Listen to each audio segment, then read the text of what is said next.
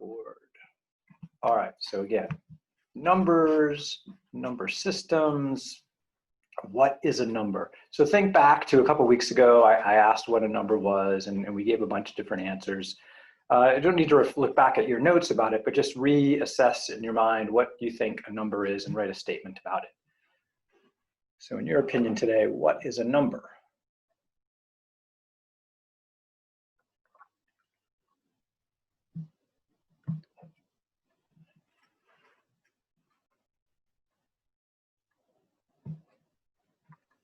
And I might answer something like, a number is a quantity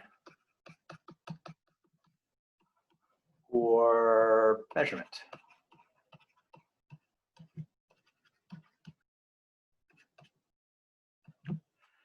And one might ask, okay, what exactly do you mean by quantity and how is that different from measurement? Are they the same thing? Did anyone use a different word than quantity or measurement in what they wrote down?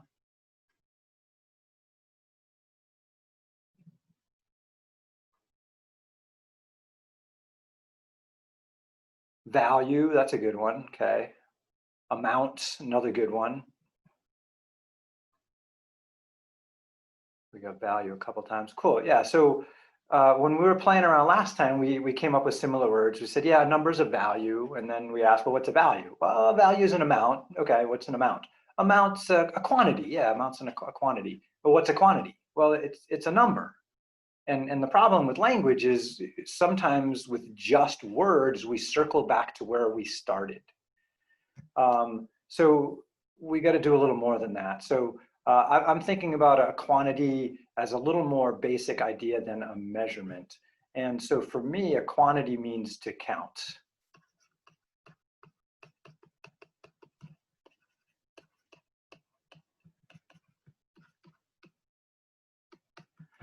So an example of a number would be to, like I did before, I attempted to draw my hand.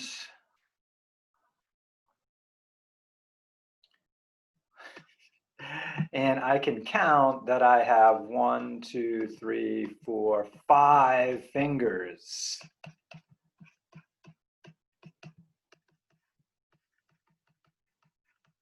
And I can speak that like you heard. I can write it like I did here in many ways.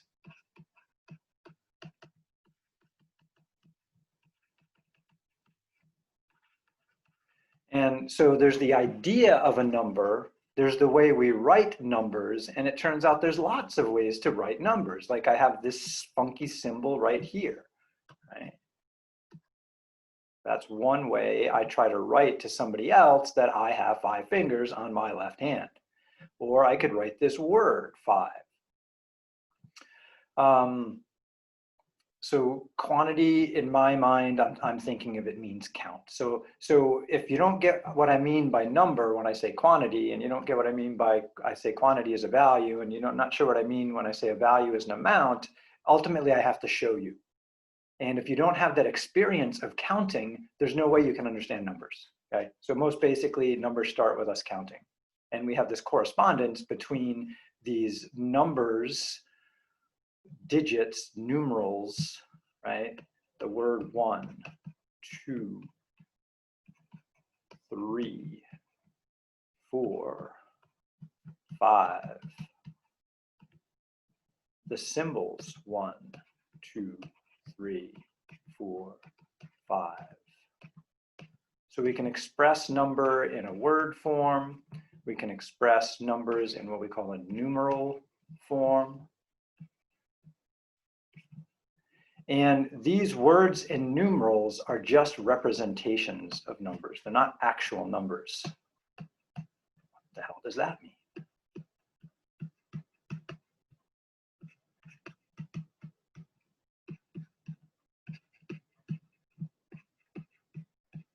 Okay, so I have 5 fingers, right? That's an actual number. That's an idea that I can show somebody. this symbol over here is just a symbol that represents that idea. It isn't really 5. Okay, I can have 5 pennies, I can have 5 fingers, I can have 5 years have gone by since something happened. So 5 is something I count, it's an idea. So a number ultimately is an idea. We then put that idea in verbal or written form with these representations, words, or numerals. So just to go over that again, a number is an idea.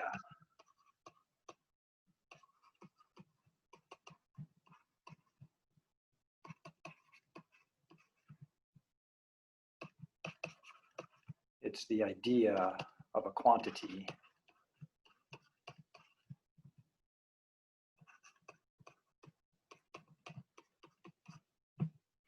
Now, then once we have that idea, we can write the number down. So we can use then a numeral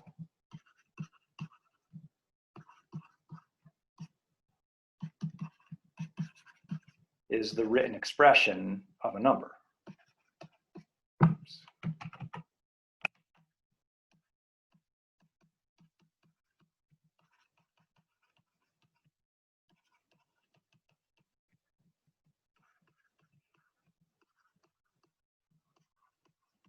And some numerals are simpler than others. So 5 is pretty straightforward. I only need 1 digit to write it down. But if I was considering both hands, I'm going to attempt to draw both hands. And this thing is supposed to be a thumb. You're going to work on that. And then other way, there's my other thumb and my fingers. I get enough there? I think so. So now I can count 1, 2, 3, 4, 5, 6, 7, 8, 9. And then all of a sudden this one gets more complicated. I had to use 2 symbols to write it down. Okay. So sometimes these numerals we write down are made up of individual symbols called digits. So a digit is a single symbol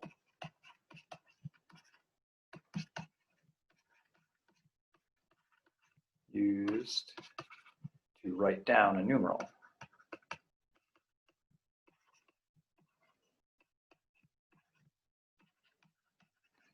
And so we're just going to do a quick history of numerals in the human world.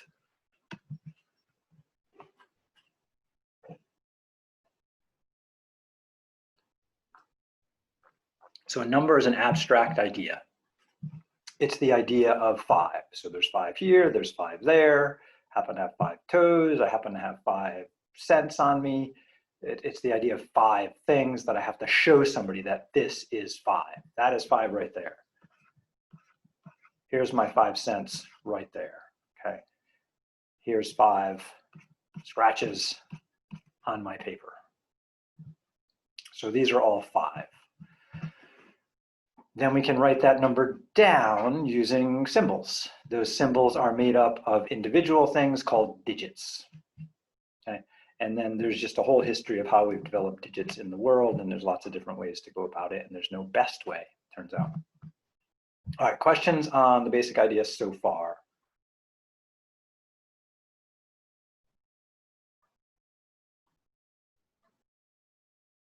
Okay, moving along.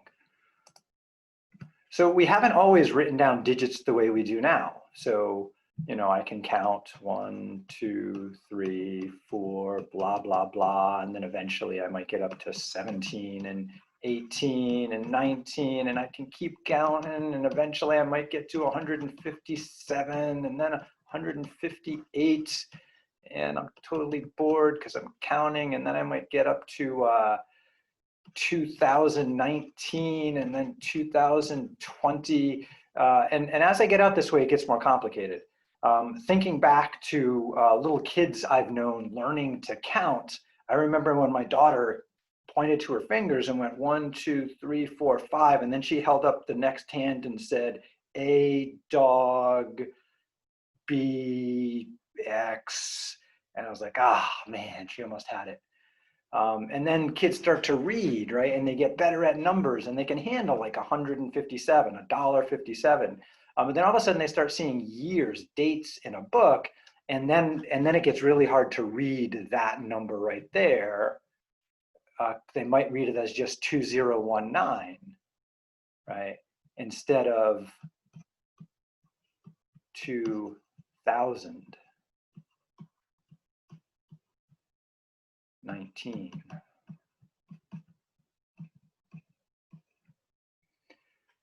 So recognizing that that's not just a 2, but it is 2 times 1,000. So that's a whole nother big idea called place value I'm going to talk about today.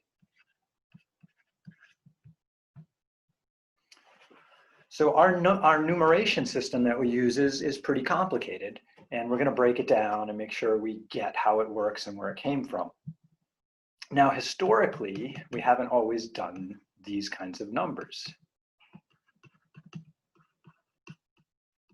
Once upon a time, numbers were just scratch marks on a piece of wood or on a stone, maybe knots on a string.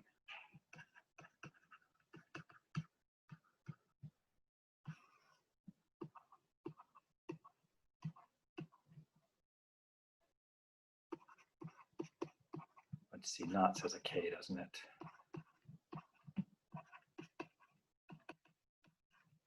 And some cultures had words for this many and some didn't. And some cultures had words for big numbers and some didn't. These evolved a little bit over time so that sometimes the scratches got more meaningful, like the scratches maybe looked like that.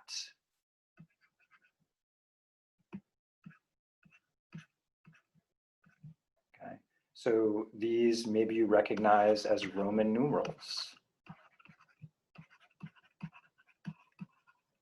So there wasn't just a scratch for one or a not for one, that all of a sudden we got more complicated and say, oh, this kind of scratch right there, that means 5 of those scratches. And this one right there, that means 10 of those scratches. And this one over here, that means 1,000 of those scratches. So we got more sophisticated about it. So we evolved in the way we denoted counting.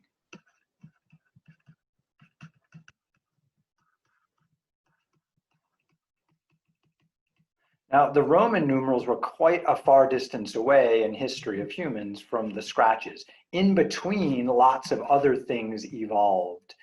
So the Babylonians, they had a system of these scratches that meant 1 and these other scratches that meant 10. And Babylonians, unlike the Romans, had place value. So the Roman numerals, note here, there is no place value in Roman numerals, which is a severe problem.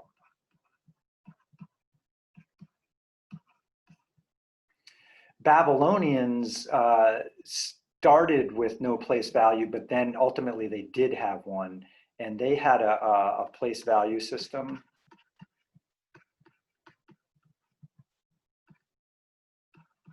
Of 60, and we'll get into what that means in a minute. Another system were the Mayans, and the Mayans had a dot for 1. They had a bar or a stick or a bone for 5. Oops. And Mayans had something that the Roman numerals didn't and the Babylonians didn't.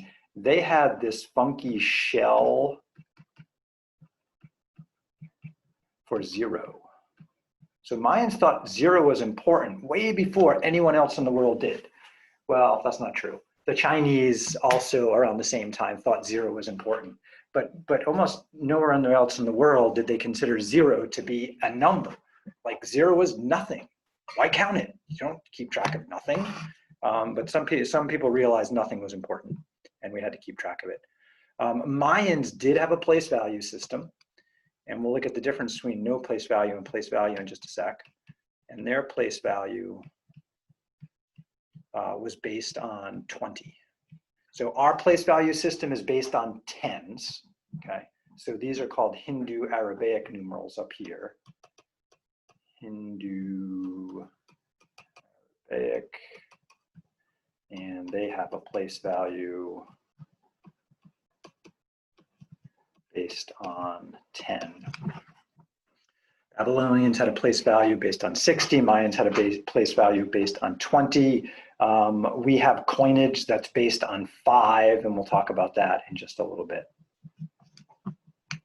All right. Oh, I forgot one in between here. So kind of in between the Babylonians and the Romans, let's see, squeeze that down here, were the Egyptians. And they had a bunch of different scribbles, and let's see if I can remember them. They had the 1, and let's see, there was a lotus flower. Was the lotus flower 10? I'm gonna have to look this up because it's not one I've chosen to memorize. Egyptian.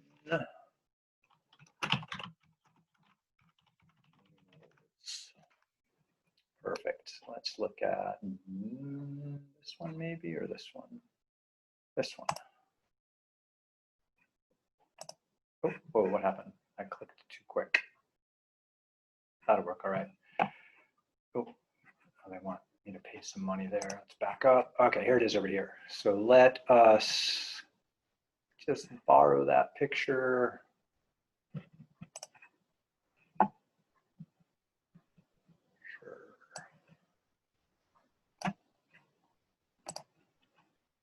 Okay, so Egyptians, we'll sneak over here. So they had this heel bone type shape there, and then they had this curly little rope thing, so I'll draw that one in. So they had their heel bone, which was their 10, and then they had their little curly thingy, which is a rope for 100, and their lotus flower, was their 1,000, and then a pointing finger. It's supposed to be a finger, and that was their 10,000. And the little tadpole looking thingy was their 100,000. And then they had 1,000,000, which is there, they call it a god. I think our book calls it the astonished man. Oh my goodness, this is a lot. So they had a sophisticated set of symbols, like 1,000,000. That's a lot. Think about that. You ever counted 1,000,000 things? I haven't. So, but there's no place value to the Egyptian system. You just strung a whole bunch of these together to make a new number. So if you wanted to show like 9,900,000, you'd have to draw 9 astonished men and then 9 tadpoles, which is a little cumbersome. So again, there's no place value among the Egyptians. No place value. All right, moving along. What the heck is place value? Why is it important? Why place value matters.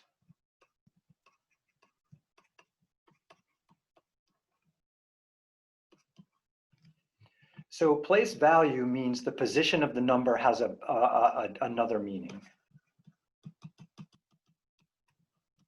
So position of, more specifically, the digit has another meaning. So let's take, for example, the number 1,600, or no, it's, yeah, so 652, for example.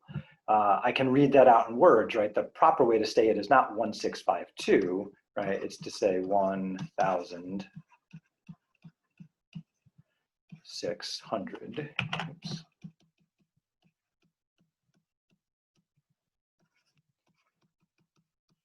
52, okay?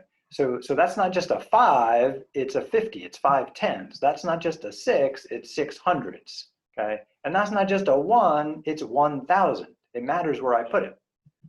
And there's, so that's words, obviously, but we can put this in expanded notation by just specifically identifying the digit times its place value. So there's my 1,000. And I have 6 hundreds. And I have 5 tens. And I have 2 ones. So expanded notation for a number is to explicitly state its place value as a multiple of the digit. So this 1652, 1,652 is shorthand for all of that. So we were able to cram a whole lot of information into a very compact system, which is nice. Now, the bigger the number gets, the more of a pain it gets to write all these zeros. And so an alternate way I could write this is with exponents. So let's look at expanded notation with exponents. So that would be 1 times 10 to the third power and 6 times 10 to the second power and 5 times 10 to the first power. And I can even write the 2 times 10 to the 0 power. So a base to the power 0 is going to be 1. So 10 to the 0 is 1. So this would be expanded notation with exponents. And the point is to emphasize that each digit's position has an additional meaning that's hidden in it. And it takes a while for kids to catch on to that and what it means. And to memorize each place value. They need to know what the next place value is. Each of these is based on 10, right? Can you see that more clearly now? These place values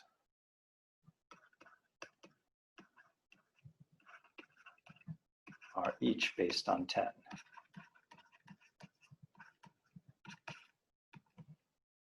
But why 10? Why?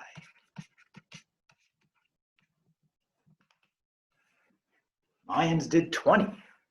Babylonians did 60. Why did they do 60? Why did they do 20? Why did we end up with this Hindu-Aramaic system that picked 10? Could it be done a different way? What does this really mean? So to answer that question, we're just going to play around a little bit with a toy.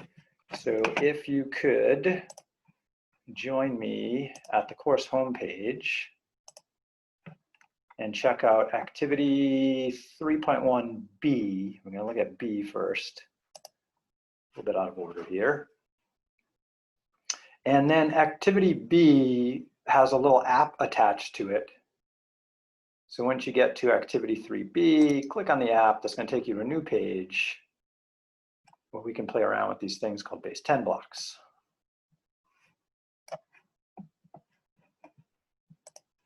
So from the home page,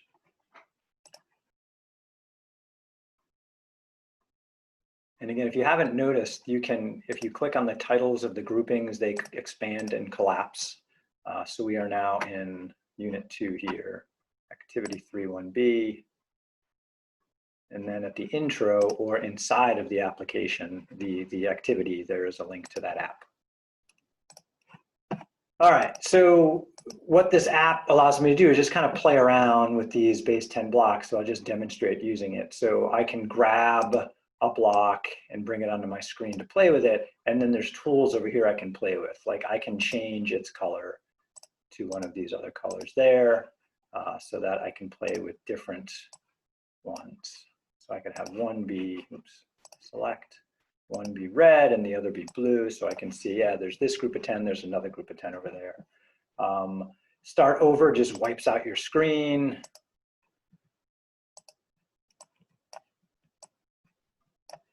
So I'm just going to go with 2 different colors here. Other things we can do is we can rotate the object that we've selected.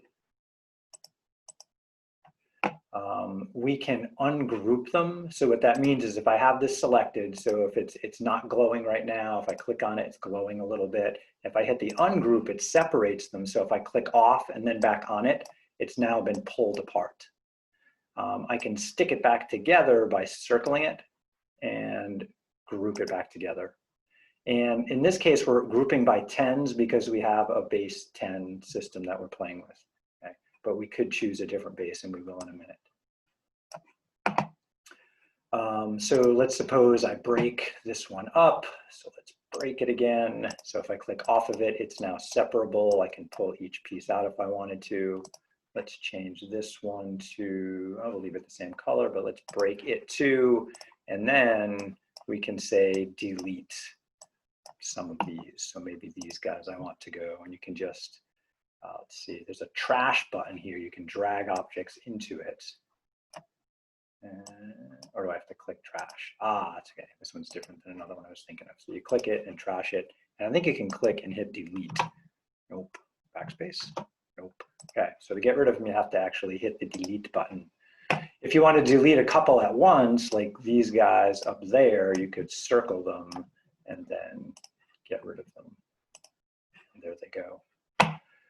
So, you know, let's suppose that 1, 2, 3, 4, 5, and then I got a couple more. So Gary has these 5 blocks of candy, and then Keith comes along with some of his own blocks, and he's got what, 1, 2, and they kind of snap together when they get close.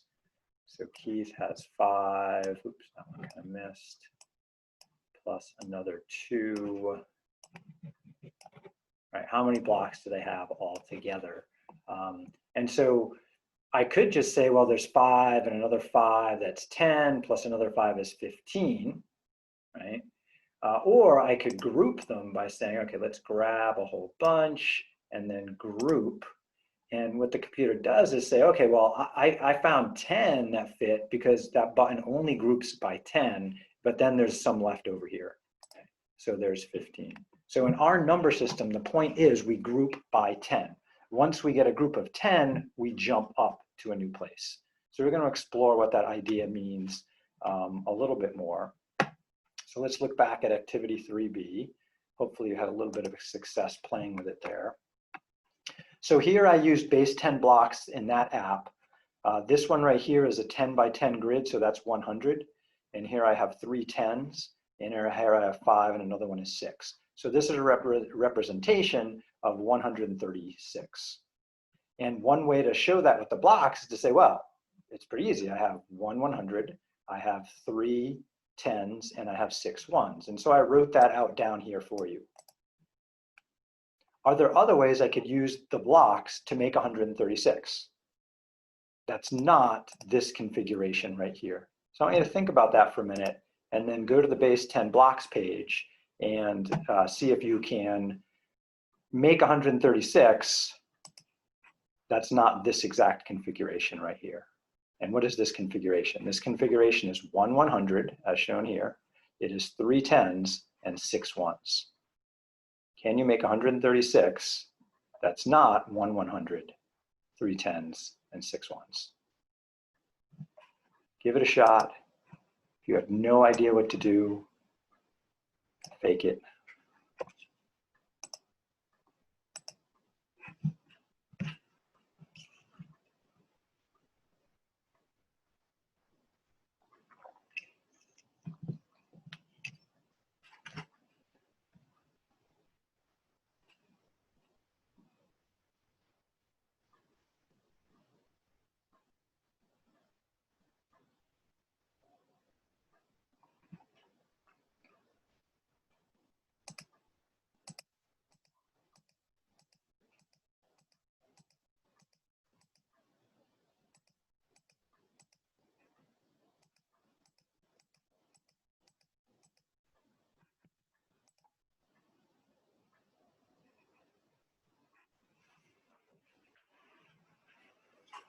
All right, so I attempted to do one right here, and let's see if I counted right.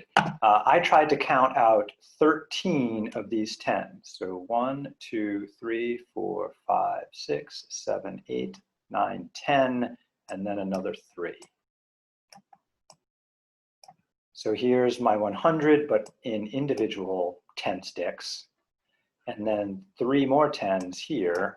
If they get too close, they can't help but try to stick together. And then there's my 6 ones. So this would be another way to do it, okay? And there's tons of other ways that we could about do it. So let's see. Lauren agreed with me. She's got 13 10s and 6 ones. Did anyone come up with a different way to do it?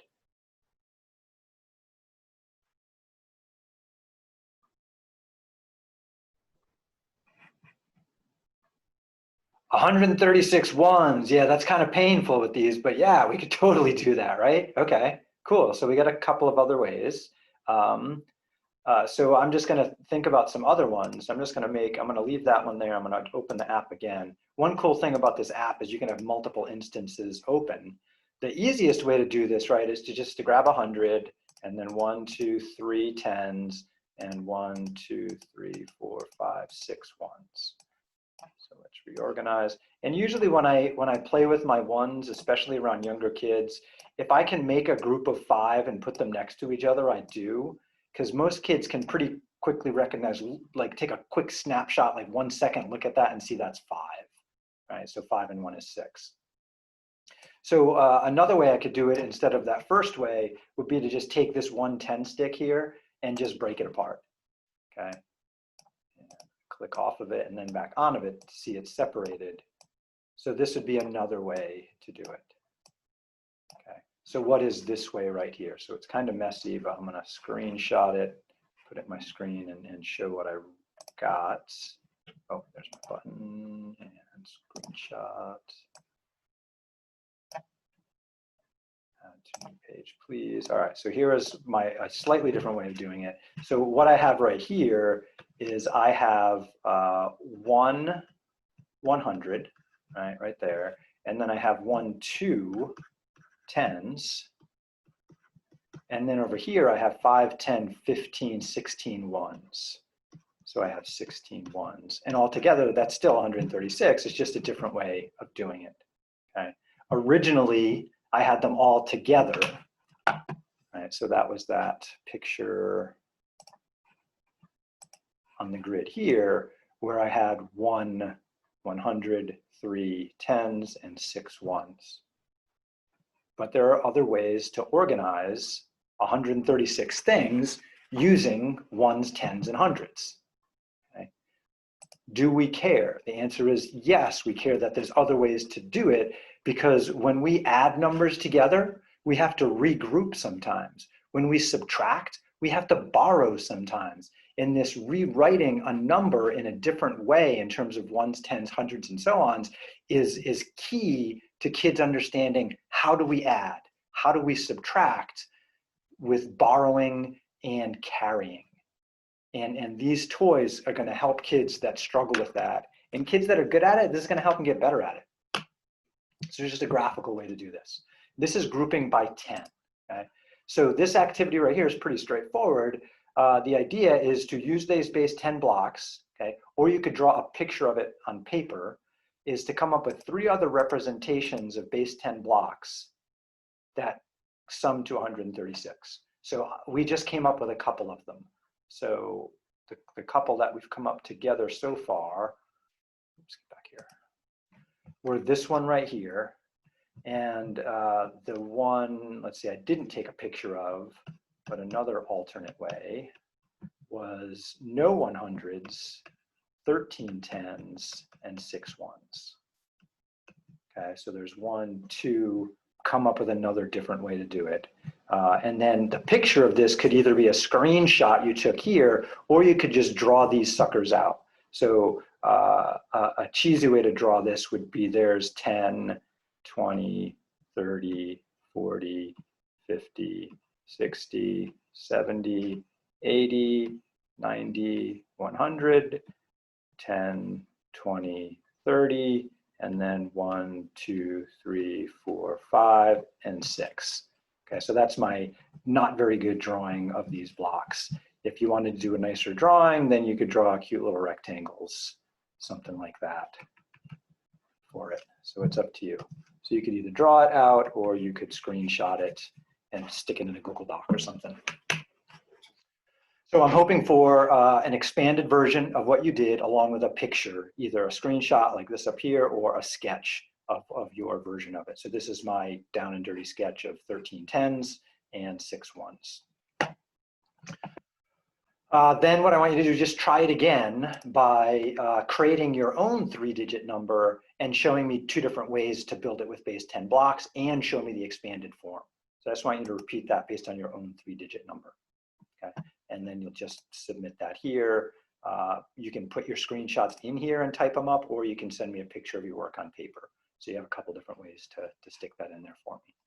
All right, so I'll let you finish that one later. I think it's pretty straightforward. We're going to move back.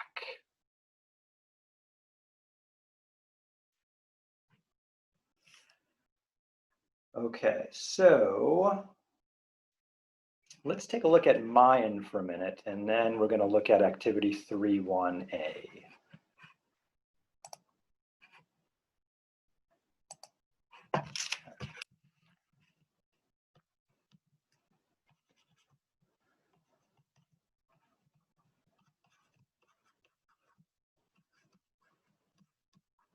So Mayan numerals, they had 3 digits.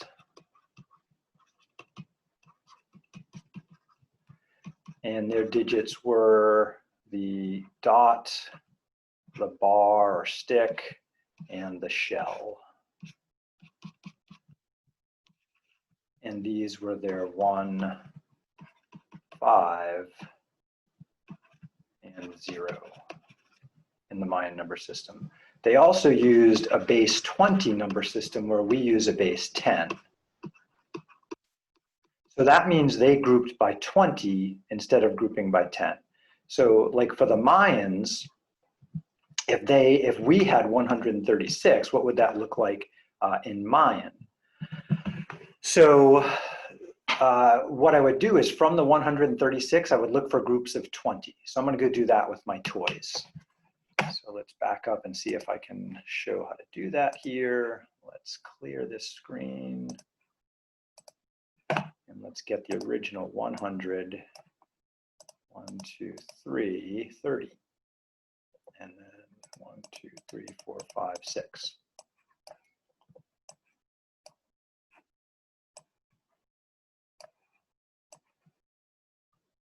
Get over there. Okay, so I'm just going to put the 6 ones off to the side over here. It's a little bit chaotic.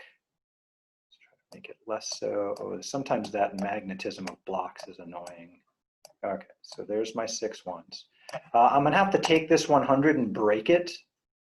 So let's break it apart. And I think the first time you break it, it's in tens. And so the Mayans looked for groups of 20. So there's a group of 20 there. Here's another group of 20 there. There's another group, so I'm going to stick you there. Another group of 20 here. Another group of 20 there. How many groups of 20 can I make? Let's rotate that sucker. And that one. Can I make any more groups of 20?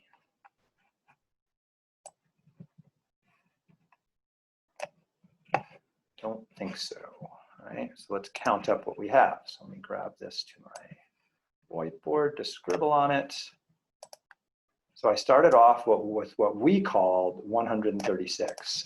And then I redistributed it into groups of 20. And so here are my groups of 20 right here. I have 1, 2, 3, 4, 5, 6 groups of 20.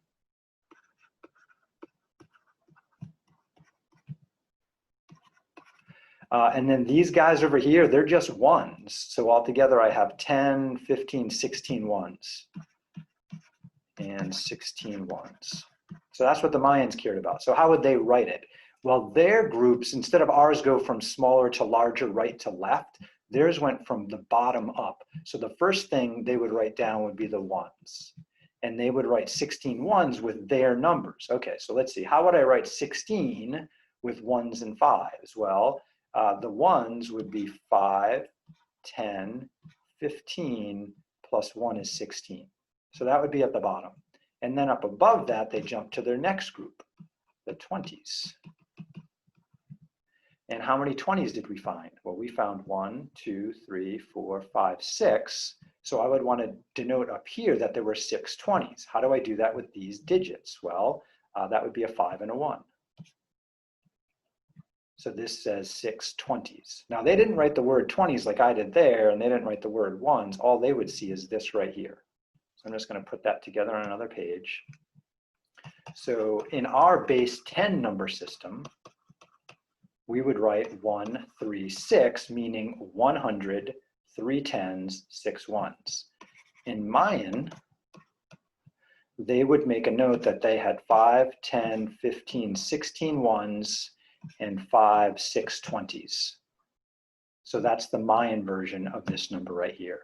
1's at the bottom, 20's above that.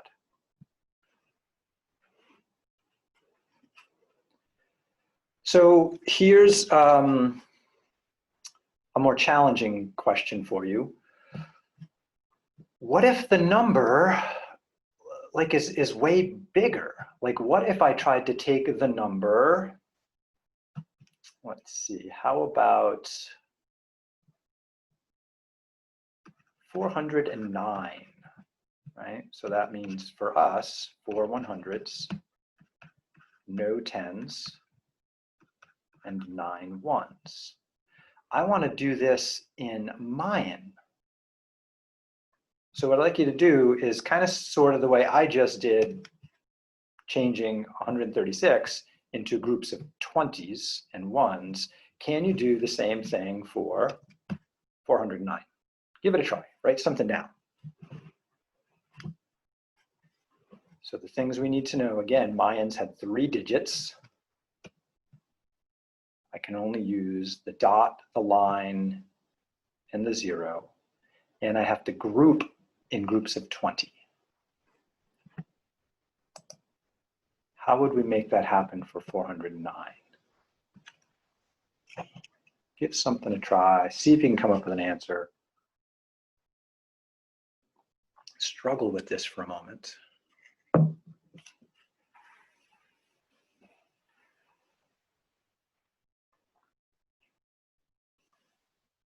could use that app or approach it another way. There's lots of ways to do this.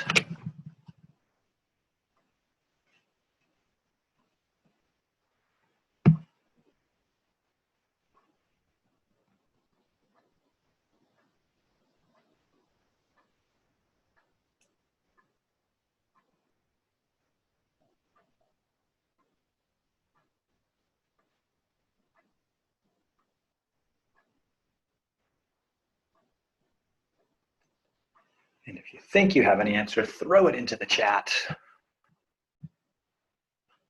How would you do Mayan in the chat? Unfortunately, to write Mayan in the chat, you'd have to say something like, I found this many groups of 20s and these many ones, right? It's kind of hard to put that drawing in the chat.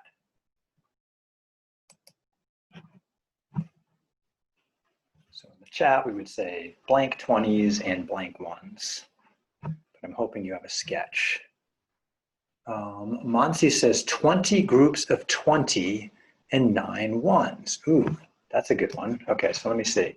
Let's see if I can confirm that. When I'm looking at the 100 right here, ignoring the 4 for a second, 100, isn't that 5 groups of 20, right? 5 times 20 is 100. And then we have 4 of those. So 4 times 5 is 20 20s and 9 1s. Yeah, I agree with Monsi. This can be regrouped as 20 times 20 plus 9 times 1. Now, there's a slight problem with this. That would be a lot like saying this number up here is 13 groups of 10 and 6 ones. Can anyone see the relationship, why I'm saying it that way? Is this normally how I tell somebody? Or I read that as 13 10s and 6? Right, and I would say 136, 1 group of 100, 3 groups of 10 and 6 ones. The thing here is once we get a group of 10 of something, we jump to the next place. So this group of 10 10s really jumps to be 1 100, and the extra 3 stays with the 10s. right? We do a regroup at 10 of something.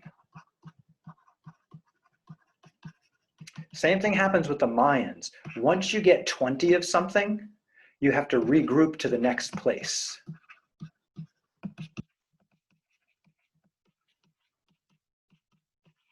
Okay, so here is the next challenging question. What is the next place for Mayans?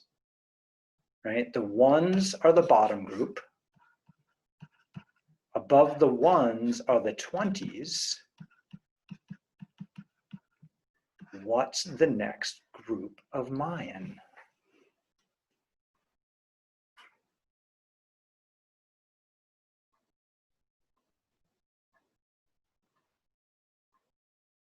Anyone want to make a guess? Don't worry about being wrong.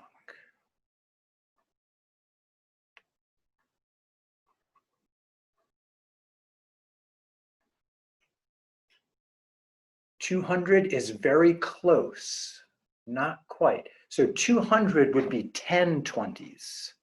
But Mayans didn't group by 10, they grouped by 20. So give it another shot.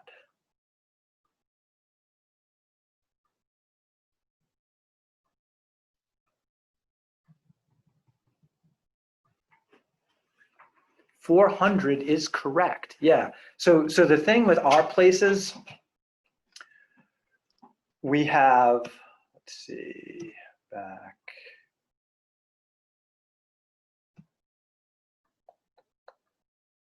I guess we can show it. Oh, I can show it over here. So if I look at my different place values here, each place is 10 times the previous place, right? 10 times 10 gives me 10 squared or 100. 10 times 10 squared gives me 10 cubed or 1,000. And to get the next place, I would multiply by 10 again to get 10,000. The Mayans did something similar. They used 20 though. So to jump through the Mayan system, to get from 1s to 20s, well, that's a 20 times more. It's a group of 20. To get 20s to the next place would be multiplied by 20 again, so the 400s would be next. Okay, and then to get the next place, if they needed a bigger number, what would be 20 times 400?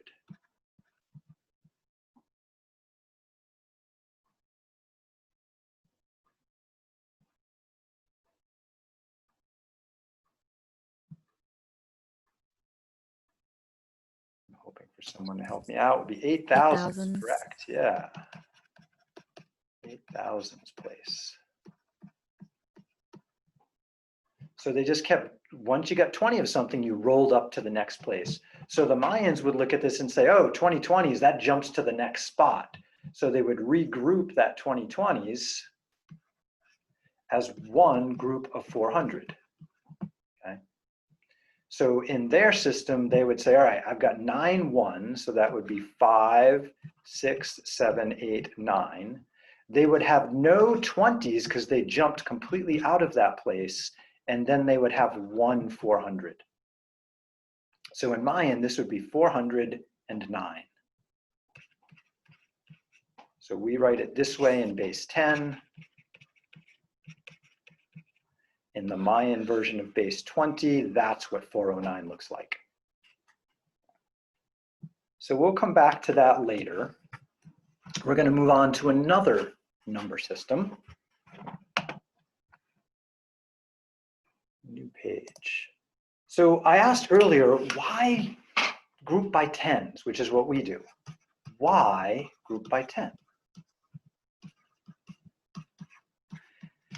Any thoughts about why we group by 10? Why didn't we go with the Mayan version of grouping by 20?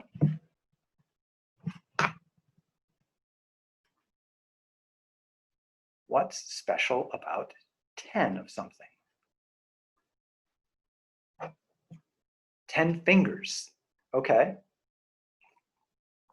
Yeah, that's probably where it came from. But I got 5 fingers on one hand and 5 on the other. Why not group by 5? We're going to try this.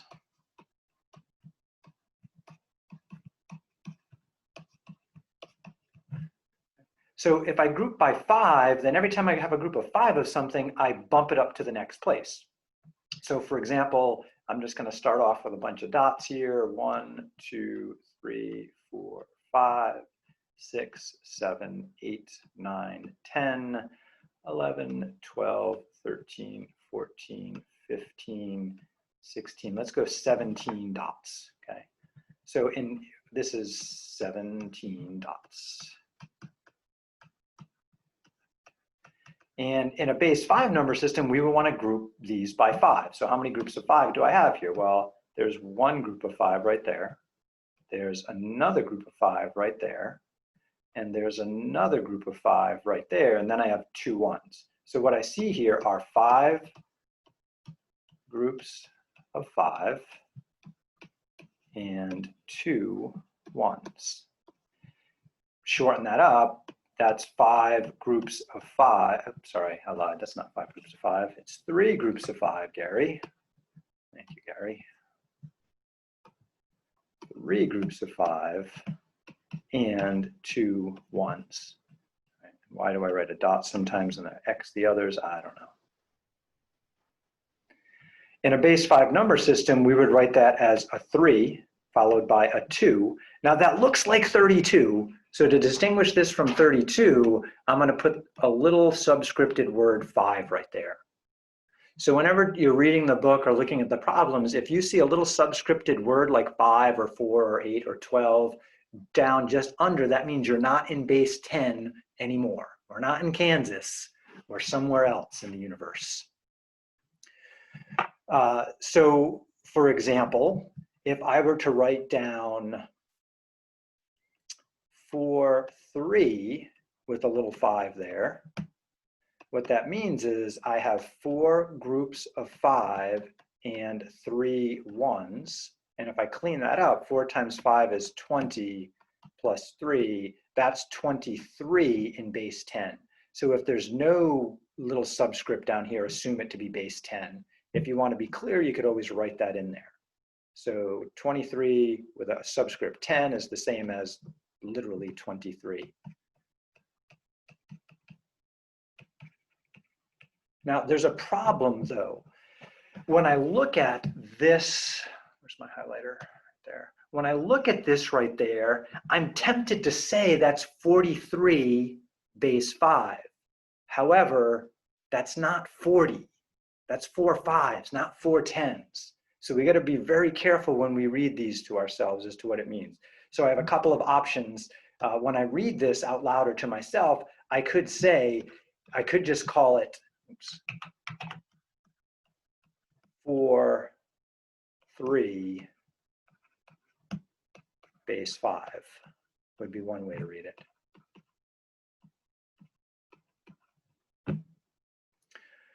So in a base 10 number system, let's compare base 10 to base 5 here so we can kind of get a grip on base 10 better. In base 10, we're grouping by 10s and we have 10 digits.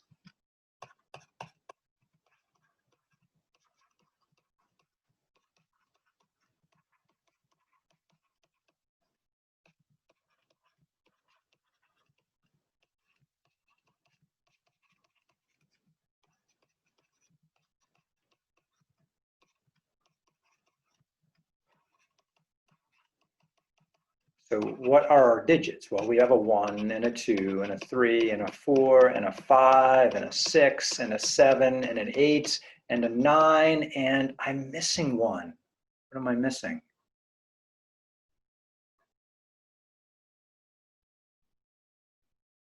Zero is a very important digit, yeah.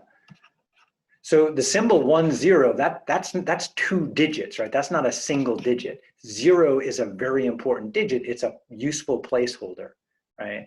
Like if I have 107 things, I need to indicate that there are no 10s. So that 0 is a super, super important digit, and we got to keep track of it. So that's in a base 10 number system. You have up to 10 digits. You could get by with less, like the Mayan had a base 20 number system and they only used 3 digits. The most digits they could use would be 20 digits, and they didn't for some reason. If we had a base 5 number system, choose a different color, in a base 5 number system,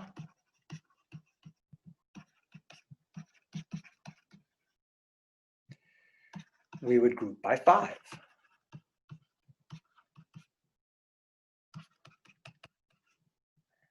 And to be similar to our number system, we would have 5 digits. And we would have 5 digits.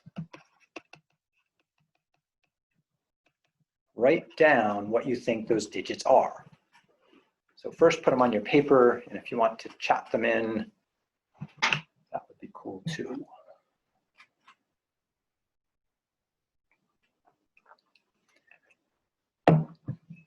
Consider what we have for base 10 digits, and then pick something similar for base 5. And if you would like to share in the chat, feel free to. If you don't, I get it. 0, 1, 2, 3, and 4. Right on, Emma. Yep. 0, 1, 2, 3, and 4. There isn't a digit for 5, because that means you have a group of 5 and you need to jump to the next place. So let's write down some counting numerals in base 5, and this is going to get interesting. All right, so if we lived, let's suppose instead that the Hindus and the Arabs of the time, several thousand years ago, had instead said, no, 5 makes more sense because we count, we have 5 fingers on each hand, right? So they would have gone instead 1, 2, 3, 4, 5. 6, 7, 8, 9, 10. Uh-oh. Does that make sense? Let's double check. So let's see. This guy right there, what does that really mean? That means 1 group of 5 and 3 groups of 1. 5 and 1 is 8. That is the 8th number in the list. This is the 10th number on the list. It is 2 groups of 5 and no 1s. So let's keep going. What would be next? 11, 12, 13. Now it's really hard to say 13 and write 2, 3. I don't know about you guys, but that's freaking me out here. 2, 4 would be 14. 15. How do I write 15 in base 5? Nice. 3, 0, because that's 3 5s, no 1s when we put 15 things together. Okay, so let's keep going. So then we're going to get, now I don't want to call that 31, because if I say 30, that reminds me of 3 10s, and that ain't 3 10s, it's 3 5s. So this is like a little mind game we're going to play. So let's see, what is that? 16, 3 2 would be 17, 3 3 would be 18, 19. How do I write 20? Once I jump from that 4 has to jump to a 5, but a 5 is a 1 0. Okay, so just I'm going to do a little note here. If I'm in base 5 and I add a 1, which is also base 5 1, 1 plus 4 is a 1 0. So I have to write a 0, carry the 1. 1 plus 3 is 4. So there's the 4 0. Okay, let's keep going. So next, okay, so that right there is 20. 4 1 would be 21. 4 2 would be 22. 23. 24. Oh, how do we write 25? Uh-oh, close. Oh, Monty, you're so close. So Monty wrote that the next one is 5 0, and 5 groups of 5 is 25, but is there a digit for 5 in the base 5 number system?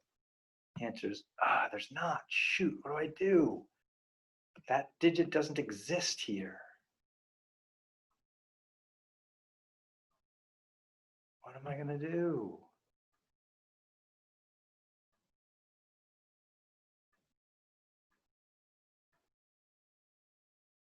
over here, when I got to that 4, I had to jump ship to a new place. Now I have a 4 and a 4. I'm out of room, and Emma is rocking this. It's a 1, 0, 0. All right, so let's think about that. Bases, the places for base 5, let's write them up here. Every number system has to have a 1s. Got to have it. Then we're grouping by 5s, so the 5s come next. Once I get 5 5s, I have to jump to the next place. That would be the 25s place. So if I needed a 4th place, what would it be? Anybody? So our 3rd place was the 25. So yeah, 25 in base 10 is 1, 0, 0 base 5. What's the next place for base 5s? What happens when I get 5, 1, 25s? How much do I have? Well, in base 5, we would write 1, 0, 0, 0, 0, but in base 10, how many things would that be? That 4th place. It would be 125. Yeah, 5 groups of 25 is 125s. So in our number system, we have powers of 10. In the base 5 number system, let's see what color, I guess we use black. There's powers of 5. So right here is our 5 to the 1st power. This would be our 5 to the 0, 5 to the 1. Oh no, 5 to the 2, I lied. 5 to the 3rd power right there. And if we needed another place, it would be 5 to the 4th power, which I think is 625s.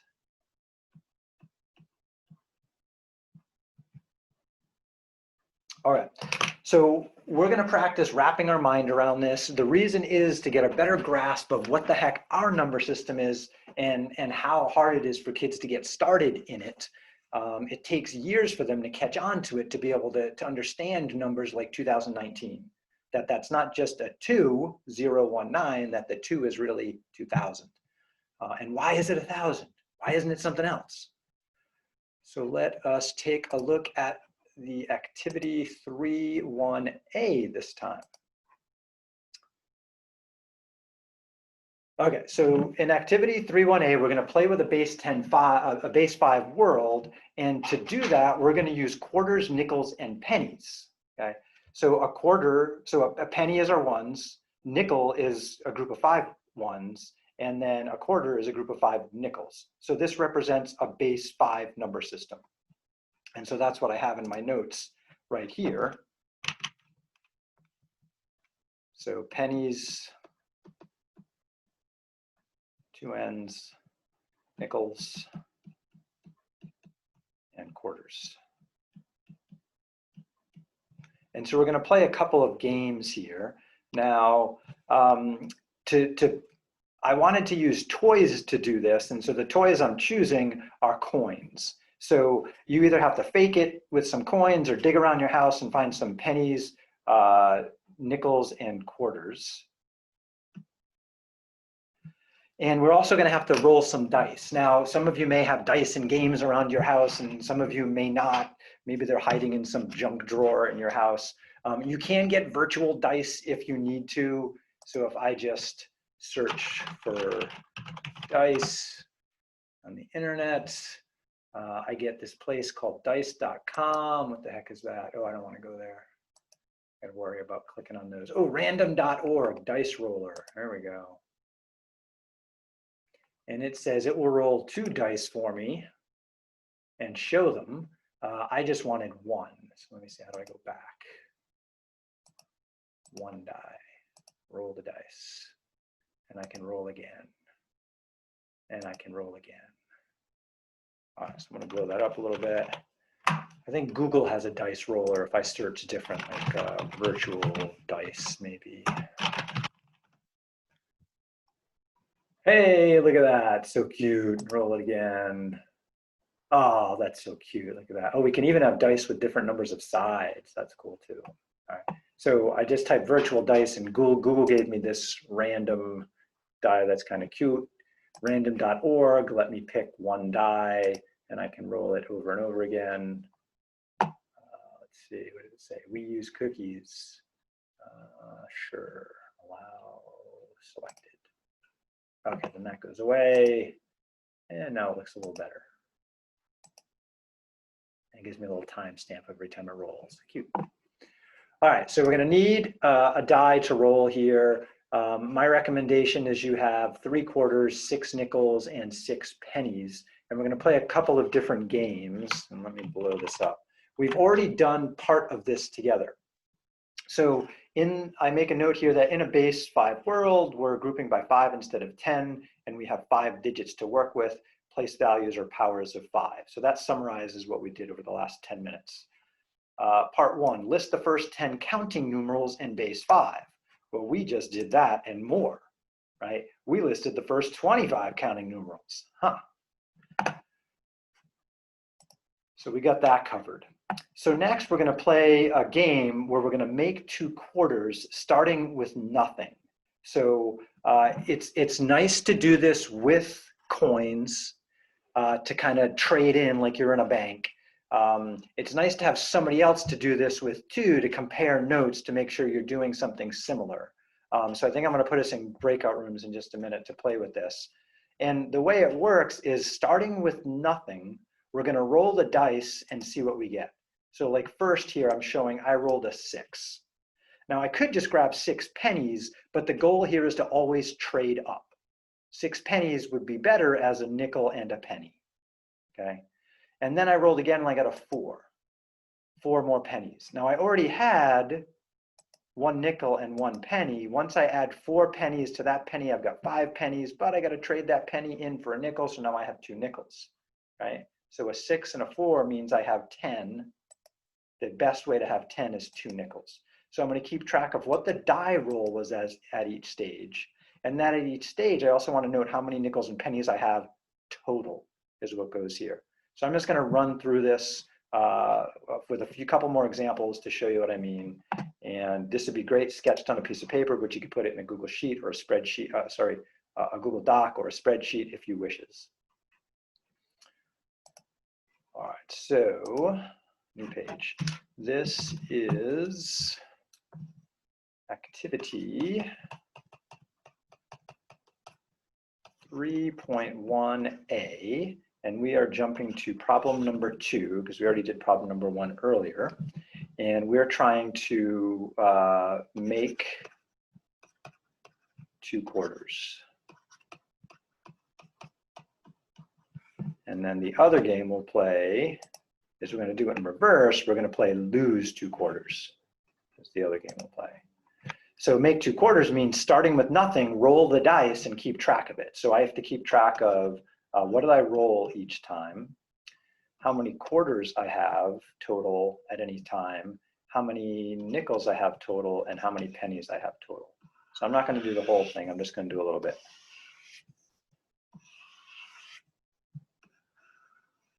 And so having the actual change is kind of a nice way to keep track and trade stuff in. I'm going to use a random dice roller. Let's use the Google one. So let's roll again, and I get a 2.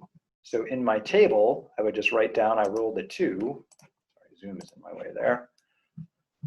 And the only way really to deal with 2 is to say I have 2 pennies, and I don't have any nickels or quarters yet, so I'm not going to worry about it. And then I roll again, and I got another 2. So altogether, I now have 4 pennies, and I haven't gotten jump up yet, which is kind of boring. Jumping is the fun part. And I roll again, and I got a 3. So I'm going to make a note. I got a 3. And then now I have to think of it. Okay, I had 4. I got 3. That's 7. And so that would be 1 nickel and 2 pennies altogether at this point. And so we just keep doing that. And we're going to keep doing this until we get 2/4. And one thing I want to know is, like, who is going to be the winner? The winner would be the one who rolls the fewest number of times to get, if we all rolled at the same time, who got 2/4 first. And so we want to keep track of that. So I'm going to put you in groups to compare notes, so you have someone to play against on this. And if you don't have physical dice or physical quarters, then you have to fake it, kind of like I'm faking it here. Actually, I do have coins in the other room. I just forgot to grab them, but that's not much use because you guys aren't with me. All right, so I'm going to stop sharing for a second so you can see my human face again here in Cinque Terre, the lovely coast of Italy.